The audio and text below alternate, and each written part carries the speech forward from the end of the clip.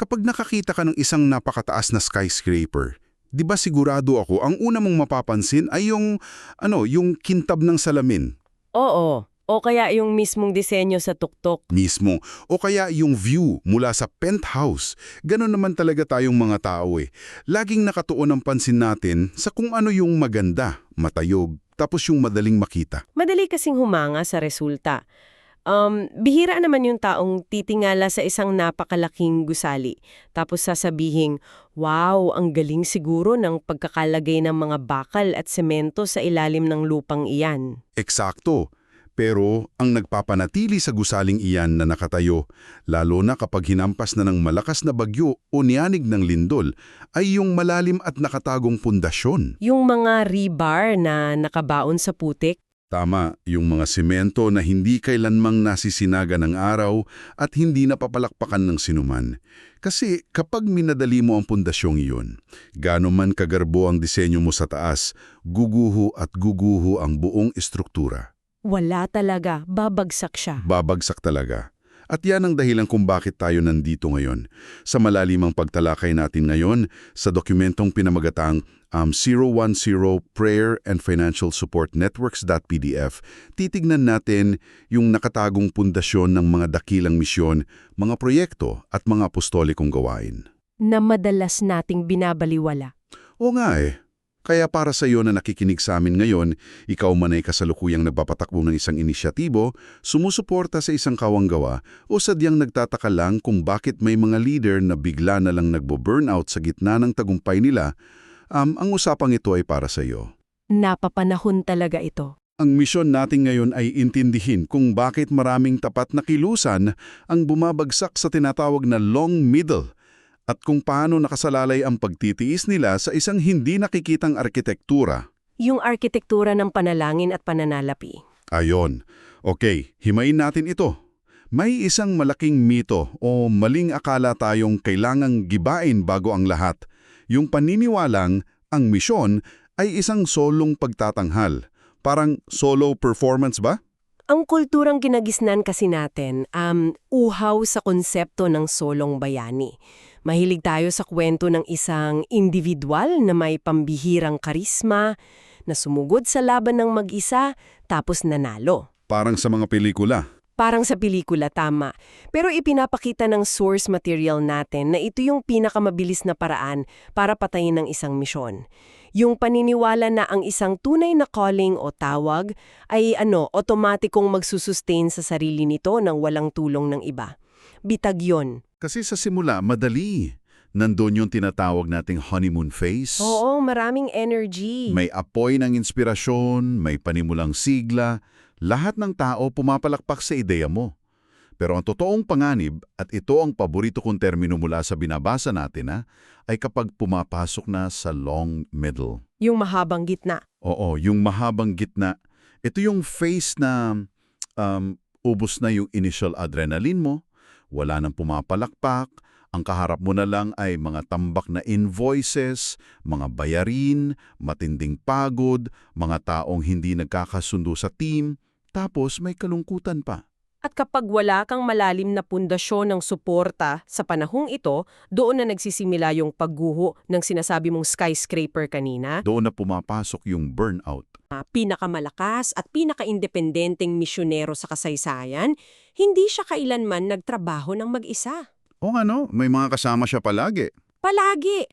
Mapapansin mo sa mga sulat niya, laging may nababanggit na iba. Sina Silas, Timoteo, Lydia, at marami pang iba. Hindi siya solo fright. Hindi talaga. Ang misyon ay palaging nakabalangkas bilang isang komunidad. Kapag pinilit kasi ng isang leader na pasanin ng lahat ng bigat, yung pag-iisa o isolation na ito ay nagiging breeding ground para sa tatlong nakamamatay na bagay. Ano-ano yun? Pagmamalaki, matinding pagkapagod, at sa huli, paghina ng moralidad. Wala kasing umaalay tapos wala ring sumasaway kapag mali na. Pero, teka. Pushback lang ng kaunti. Hindi ba parang counterintuitive yan sa tinuturo sa atin minsan? Paanong counterintuitive? The circles, kapag ang isang misyon ay talagang mula sa Diyos, siya na ang bahalang mag-provide ng lahat ng kailangan nang walang anumang formal na pag-uorganisa. Parang ang iniisip ng iba, kung totoo ang tawag mo, hindi mo na kailangang mamroblema sa paghingi ng tulong o magtayo ng support structure. Na ibibigay na lang ng pusa mula sa langit. Oo, hindi ba parang kawalan ng faith yung ganyan? Parang sinasabi mo na hindi kaya ng Diyos kaya kailangan mo ng tao para mag-organize ng pera? Isang napakagandang tanong yan na direktang sinasagot ng teolohiya sa likod ng dokumento natin. Ang pag-asa sa iba, yung interdependence, hindi iyan indikasyon ng kawalan ng pananampalataya. Hindi siya weakness. Hindi siya weakness. Ito ang mismong disenyo kung paano gumagalaw ang grasya. Hindi nag-iisa ang Diyos sa kanyang pagkilos. Ang pagpapadala niya ng tulong, ng lakas at ng pondo ay halos palaging dumadaan sa pamamagitan ng kanyang mga tao. Kaya pala kailangan ng kapwa. Tama. Kaya ang pagtatayo ng isang malinaw na istruktura para sa panalangin at pinansyal na suporta ay hindi pagdududa. Ito ay mabuting pamamahala. Responsibilidad ng isang leader na ihanda yung lalagyan para sa grasyang ibubuhos. Ang ganda nun ang pagpaplano ay mismong gawa ng pananampalataya. Hindi pala sila magkakaaway.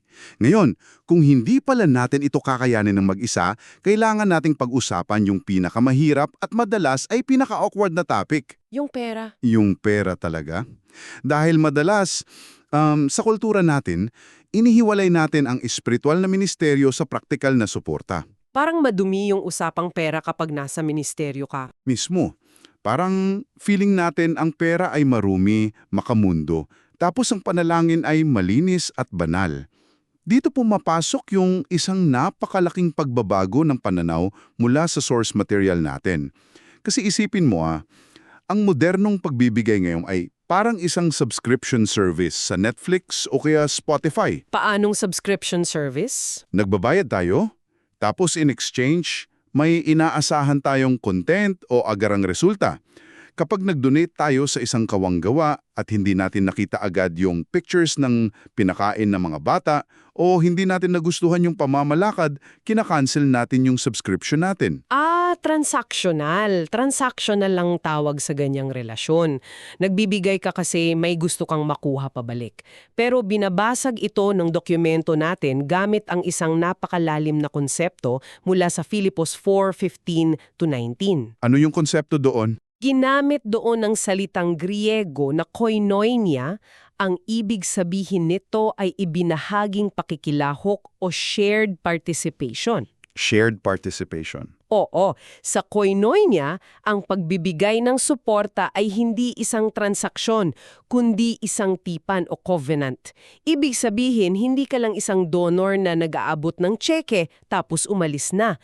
Nakikibahagi ka ng buong buo sa misyon. Dinadala mo rin yung bigat. Dinadala mo yung bahagi ng bigat at higit sa lahat ang suportang pinansyal na ito ay hindi lang simpleng charity work. Inilalarawan nito sa teksto bilang isang anyo ng pagsamba na umaakyat sa Diyos bilang isang mabangong handog. Wow! Mind-blowing itong part na ito para sa akin. Ibig sabihin, kapag nagbibigay ako sa isang misyon, hindi pala ako isang customer na bumibili ng produkto. Hindi talaga. Ako ay nagiging parang co-founder ng proyektong iyon. Kabahagi ako sa tagumpay nila at kabahagi rin ako sa mga problema nila. At may nakita akong isang term dito na napaka-relatable. Yung possessive giving. Oo, yung possessive giving. Delikado yan. Ito yung pagbibigay para makontrol ang misyon. Nakita ko na ito sa totoong buhay yung may magdo-donate ng malaking halaga sa isang organisasyon, tapos bigla kinabukasan gusto na niyang diktahan kung sino ang i-hire. O kaya kung paano tatakbo yung programa. Oo, pati kulay ng pintura ng opisina gusto pang pakialaman. Naging leverage o panakot yung pera niya. Ganyan talagang nangyayari kapag hindi naunawaan yung koinonia. Kasi ang totoong pagbibigay ay hindi naghahanap ng kontrol. Kung bakit ito nagbabago ng puso ay dahil sa ekonomiya ng kaharian. Kung ano ang ibinibigay mo ng may pananampalataya ay hindi nawawala kundi nagiging bunga na naipon sa account ng mismong nagbigay. Bunga na naipon para sa nagbigay. Tama. Kapag nagbigay ka sa isang misyon, hindi ka na lang isang tagalabas. Emotionally at spiritually, naka-invest ka na doon. Titingnan mo yung tagumpay nila bilang tagumpay mo at yung paghihirap nila bilang paghihirap mo rin. Nakaka-transform pala talaga. Diyan nagbabago yung kaluluwa ng nagbibigay. Nawawala yung pagiging makasarili kasi yung resources mo ay actual na kumikilos sa buhay ng ibang tao. Ibang-iba nga talaga sa kultura ng korporasyon. At habang pinag-uusapan natin yung pera, may isang verse na nabanggit dito na madalas nating nakikita sa mga t-shirt, di ba? O kaya sa bio ng mga atleta sa social media, o kaya sa bago kumuha ng board exams. Alam ko na yan. Yung Filipos 4:13? Ayon, kayang gawin ang lahat ng bagay sa pamamagitan ni Kristo na nagpapalakas sa akin. Ang tingin natin dito, formula ito para manalo sa basketball o para mag-number 1 sa negosyo, tipong superpower, para maging matagumpay ka sa lahat ng gusto mo. Ito yung isa sa pinakamalaking misinterpretasyon na iniwawasto ng dokumentong binabasa natin. Wait, hindi ba siya tungkol sa personal na success? Hindi iyan orihinal na isinulat patungkol sa personal na tagumpay o pagkakapanalo sa isang kompetisyon. Isinulat iyan ni Apostol Pablo sa loob ng isang malamig na selda at ang pinag-uusapan niya doon ay pera at suporta. Seryoso? Pera ang konteksto niyan. Pera at suporta. Sinasabi niya na kaya niyang harapin ang anumang sitwasyon, maging ang matinding gutom kapag walang dumating na pondo o ang labis na kasaganahan kapag bumuhos ang suporta nang hindi nasisira ang kanyang karakter. Kaya niya ang kasaganaan at kakapusan. Eksakto! Ang kayang kong gawing ang lahat ay tungkol sa pag-aaral ng pagiging kontento. Contentment. Wow! Hindi pala siya power up para manalo sa laro. Angkor pala siya para hindi ka lumiparin kapag mayaman ka na at para hindi ka sumuko kapag dumaan ka sa kawalan. Mismo. At itong pagiging kontentong ito ang pumoprotekta sa relasyon ng nagbibigay at tumatanggap para ang pera ay hindi maging Panginoon ng misyon. Ang galing nun. Pero wait, kung may nakalatag ng pinansyal na suporta, parang may kulang pa rin eh. Ano yung kulang? Kasi kung ang suportang pinansyal ang nagsisilbing daluyan ng dugo o bloodstream ng isang misyon na nagdadala ng nutrisyon, kailangan din ng katawan ng oxygen para mabuhay ang dugo na yon. At yan ang papel ng panalangin. Tama, ang panalangin. Nililinaw ng file natin na ang panalangin ay hindi isang pandekorasyong kurtina na inilalagay lang natin sa dulo ng isang meeting. Hindi ito yung tipong, okay team, may solid marketing plan at budget na tayo. Pray muna tayo bago mag-execute para mabless. Hindi pwedeng afterthought lang ang panalangin. Makikita natin ito sa mga halimbawa sa Aklat ng Mga Gawa or Book of Acts. Ano yung mga examples doon? Sa Gawa chapter 4, nang makaranas ng matinding pag-uusig ang unang komunidad, hindi sila nananalangin para gumaan ang buhay nila o para maging komportable sila. Nananalangin sila para sa tapang upang maituloy yung misyon. Hindi sila humingi ng madaling daan. Hindi. At sa Gawa chapter 12, nang makulong si Pedro at naharap sa bitay, nakalaya siya hindi dahil nag-hire sila ng pinakamagaling na abogado o gumawa ng plano ng pagtakas, Dahil nag-pray sila, dahil nakikibahagi ang buong komunidad sa isang malalim at taimtim na pananalangin. Ang panalangin ay hindi lang paghingi ang pabor. Ito ay aktibong pakikilahok sa mismong larangan ng labanan. dito ko gusto ipasok yung konsepto natin ng dalawang klase ng panalangin mula sa text. Kasi madalas, ang ginagawa natin ay crisis prayer. Parang fire alarm yan sa isang building eh. Binabasag mo lang yung salamin at pinipindot yung alarm kapag may sunog na. Kapag may emergency lang, Oo, kapag may na-ospital, kapag naubusan ng pondo, kapag may malaking iskandalo, tsaka lang tayo nagmamakaawa. Pero ang kailangan ng isang totoong misyon ay yung tinatawag na covenant prayer. yung tuloy-tuloy, Ito yung panalangin na parang pintig ng puso o heartbeat. Tumitibok ito ng regular at nagpapanatili ng buhay maging tahimik man ang paligid o may krisis. Pero para maging epektibo itong pintig ng puso na ito, binibigyan diin sa dokumento na bawal ang malabong panalangin. Sabi nga doon, vague requests lead to vague prayers. Kailangan ng pagiging partikular o specificity. at dyan nagkakaroon ng problema ang maraming leader. Kahit anong mahirap doon? Kasi, paano ka magiging particular nang hindi mo isinasa publiko ang lahat ng sensitibong detalye ng buhay o organisasyon mo? Para masolusyonan yan, ipinapakilala ng teksto ang isang stratehikong sistema, ang 3 patong o layers ng prayer network. Paano nagtatrabaho yung 3 layers na yon? Napakatalino ng pagkakadisenyo nito. Ang una ay ang core circle. Isipin mo ito bilang isang elite, maliit, at tapat na grupo ng mga kaibigan at tagapayo. Sila yung nakakaalam ng mga pinakasensitibong detalye ng laban ng leader. Pati na ang mga personal na kahina at pag-alinlangan, alam nila. Sila yung talagang malalapit. Oo. Pangalawa ay ang broader support circle. Sila yung mas malaking komunidad ng mga taga-suporta na pinapadalhan ng mga regular na update, kwento ng tagumpay, at mga partikular na pangangailangan ng misyon. Okay, yung pangatlo. At ang pangatlo ay ang mobilizing circle. Ito yung pinakamalaking network na ina-activate lamang para sa mga napaka-estratehikong sandali, malalaking pagpapasya at matinding krisis kung saan kailangan magkaisa ang buong puwersa ng komunidad. Pero teka, gusto kong halukayin yung broader circle na yan. Kasi pushback lang ulit. Kung kailangan nating maging tiyak o specific sa mga prayer requests natin para mas maging epektibo ang panalangin ng nakarami, hindi ba mapanganib ito? Paano mapanganib? Paano mababalansehin yung pagiging transparent at yung pag-iwas na maging chismisan session ang nangyayari? Halimbawa, padadalhan ko yung buong broader circle ng email, tapos sasabihin ko, please pray for our leader. Medyo mainit ulo niya lately kasi may problema sila ng asawa niya. Nako, delikado nga yun. Di ba?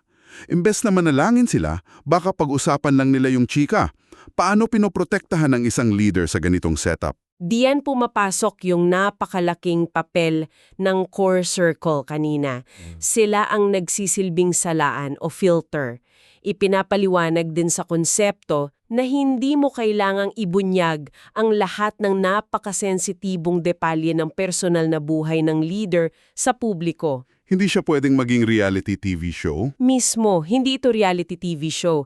Pero, hindi ka rin pwedeng magbigay ng peking imahe na parang perpekto ang lahat. Ang kailangan ay ang pagbabahagi ng sapat na katotohanan, yung mga tunay na pasanin at totoong tagumpay or breakthroughs. Balance lang. Balance lang. At isa pa, at marahil ito yung pinakamahalagang solusyon laban sa chismis, tinuturuan ng network na ito ang mga taga-suporta na manalangin pangunahin para sa karakter ng manggagawa. Sa karakter. Oo, anangalangin para sa kanyang kabanalan, karunungan at kagalakan, hindi lamang para sa mga pisikal na resulta ng proyekto. Kapag ipinagdarasal mo kasi yung karakter ng isang tao, nagkakaroon ka ng malalim na pagmamahal at pangangalaga sa kanya. Hindi iyon magiging chismis. Ang galing nun. Ibig sabihin, imbes na i-pray mo na, Lord, sana mahit nila yung quota ngayong buwan, ang ipag-pray mo ay, Lord, bigyan mo po ng karunungan at peace of mind yung leader namin habang gumagawa siya ng mahihirap na desisyon. Nakita mo yung shift? Mas malalim. Nakakabit na siya sa tao, hindi lang dun sa resulta ng trabaho niya. Tama. Pero wait lang, may isa pong aspeto na madalas nating makalimutan eh. Nakalatag na yung pera, nakalatag na yung 3 patong ng prayer network, parang kumpleto na, di ba? Parang perfect na yung setup. Pero paano kung ang taga-suporta ay nagbigay lang at nagdasal, tapos nakalimutan na niya yung misyonero? O kaya baligtad, paano kung yung misyonero pagkatapos niyang makuha yung pondo, ay wala na siyang pakailam sa mga nagbigay sa kanya? Diyan papasok yung danger na maging korporasyon. Paano natin maiwasang maging parang isang malamig na korporasyon o ahensya ng gobyerno itong setup na ito?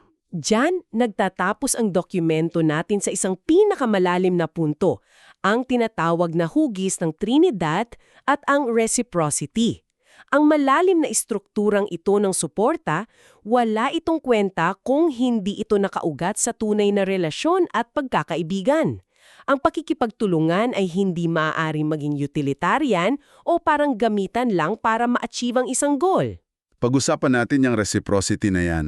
Naisip ko kasi dito yung respiratory system natin. Paano mo naugnay iyon? Kasi kung ang panalangin at suporta ay oxygen na pumapasok sa kaparon ng misyonero, hindi pwedeng puro lang hap o inhale lang siya ng inhale. Oo nga, puputok ang baga mo dyan. Puputok talaga. Kailangan mo ring huminga palabas o mag-exhale. Sa konteksto ng suporta natin, kung ang leader ay puro lang tanggap ng tulong, Tanggap ng pera, tanggap ng pananalangin mula sa mga tao, pero hindi niya kayang ibalik ito sa pamamagitan ng pananalangin din at pagmamalasakit sa mga buhay ng mga taong sumusuporta sa kanya, mamamatay ang relasyong iyon. At kapag namatay ang relasyon, mamamatay yung misyon sa huli. Eksakto. Napakagandang paglalarawan yan. Ang manggagawa o leader, may katungkulan din siyang alagaan ng kanyang mga taga-suporta sa pamamagitan ng pananalangin. Kailangan may palitan. Kapag nangyari ito, nare-realize ng magkabilang panig na kapwa silang nakatayo sa iisang grasya. Pantay sila. Walang nakakataas. Walang nakakataas. Pinapatay nito ang ego ng isang leader na nag-aakalang siya ang bida at pinapatay din nito ang pagiging pasibo o manonood lamang ng taga-suporta na nag-iisip na, tagabigay lang ako ng pondo.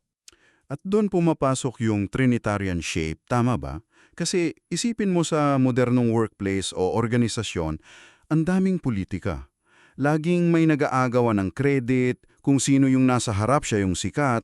Tapos kung sino yung nasa likod, naiinggit. Oo, pero sa hugis ng Trinidad na ipinapaliwanag dito, walang ganong lason. Wala, dahil sumasalamin ito sa perpektong pagkakaisa. Ang ama ay nagsusugo, ang anak ay tumutupad sa misyon sa lupa, at ang espiritu ay nagbibigay kapangyarihan at nagagabay. May kanikanyang papel, may magkakaibang function, ngunit walang kahit anong anino ng kompetisyon. Iisa ang kanilang layunin at iisa ang galaw. So paano ito nangyayari sa totoong misyon? Sa parehong paraan, kapag gumagalaw ang isang malusog na network ng suporta, ang nagpapadala, ang nagbibigay ng pondo, ang patuloy na nananalangin sa madaling araw, at ang pisikal na humayo sa frontlines ay hindi nagkukumpetensya.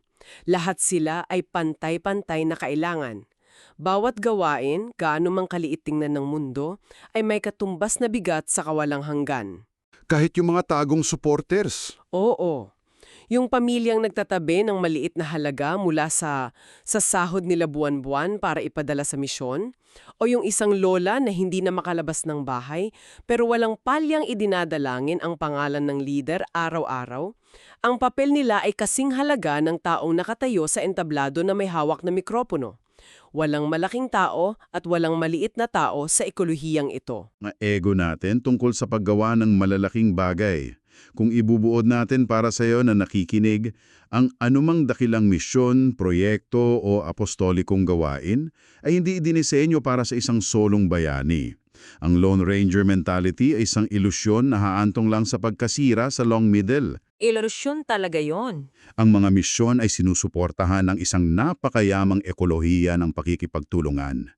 Nariyan ang koinonia kung saan ang ibinahaging pagbibigay ay hindi lang transaksyon, kundi malalim na pakikibahagi at pagsamba. Nariyan yung sikreto ng Pilipos 4:13, ang pag-aaral ng pagiging kontento para hindi pera ang magdikta ng direksyon mo. Tapos yung layers of prayer? Tama! Naritong tatlong patong ng infrastruktura ng panalangin na nagsisilbing regular na pintig ng puso at hindi lang fire alarm kapag may krisis. At syempre, ang magkatuwang pagkakaibigan at reciprocity na sumasalamin sa mismong perpektong pagkakaisa ng Trinidad kung saan walang bida kundi ang mismong layunin. Ito yung mga sandali na napapaisip ka talaga eh. Kaya para sa iyo, nakasama namin ngayon sa pagsisid sa isyong ito, iniimbitahan ka naming i-audit ang sarili mong buhay at yung mga ginagawa mo. Paano nila gagawin iyon? Itanong mo sa sarili mo, sino ang nasa iyong core circle na pinagsasabihan mo ng totoong bigat ng mga pangarap at pagkabigo mo?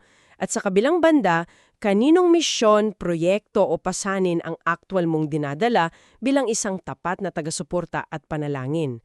Gusto naming ipaalala na hindi ka lamang isang manunood sa mundong ito. Ikaw ay idisenyo para maging isang aktibong kalahok. Isang napakagandang paalala niyan. At para iwanan kayo ng isang kaisipan na pwedeng pagnilayan habang nagkakape o nagko-commute pa uwi, balikan natin yung matayog na skyscraper kanina at yung timahen ng solong bayani. Nabubuhay kasi tayo sa isang modernong mundo na palaging pinapalakpakan ng self-sufficiency. Yung ideya na kaya ko to mag-isa? Oo, na hindi mo kailangan ng kahit sino para magtagumpay. Pinalaki tayo sa paniniwalang ang paghingi ng tulong ay senyalis ng kahinaan. Pero pag-isipan mo ito, Paano kaya kung ang labis nating paghahangad na maging independyente, yung pagpupumilit nating patunayan na kaya nating tumayo ng mag-isa, ay ang mismong humaharang at pumapatay sa grasya at tagumpay na naisa ng ibigay sa atin? Nakaharang tayo sa sarili natin. Mismo, paano kung ang totoong lakas at tibay ay hindi matatagpuan sa pag-abot sa tuktok ng mag-isa, kundi sa tapang na aminin ng ating kahinaan at sadyang ibaon ng ating sarili sa isang malalim, nakatago, ngunit hindi matitinag na komunidad? Isang komunidad na nag-ihingahan at nagbubuhat sa isa't isa.